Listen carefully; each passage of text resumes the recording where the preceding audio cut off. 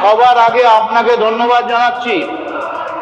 আপনি শুভেন্দু অধিকারী, আপনার কাছে এই হাউস চিরকালের জন্য কৃতজ্ঞ থাকবে। তার কারণ আপনি একটা কবরস্থ ডেড বডিকে মাটির তলা থেকে খুঁড়ে নিয়ে এসে আবার প্রকাশ্যে বার করেছেন, যার গন্ধে গোটা পশ্চিমবঙ্গ একেবারে ভর্তি হয়ে যাবে। কেন চ্যাটার্জি কমিশনের রিপোর্ট বেরোয়নি, এর জবাব শুধু আপনি নয়, সারা পশ্চিম বাংলার কোটি কোটি মানুষ জানতে চায়।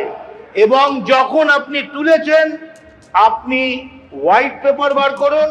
আরেকটি অনুরোধ, যদি সরকারের পক্ষ থেকে একটা বিজ্ঞাপন বেরোয় এই ব্যাপারে, কার কার কাছে কোনো রকম ইনফরমেশন থাকলে, জনগণ যদি সেই ইনফরমেশনগুলো গভর্নমেন্টকে দেন, গভর্নমেন্ট সেগুলো বিচার করে সাদরে গ্রহণ করবেন।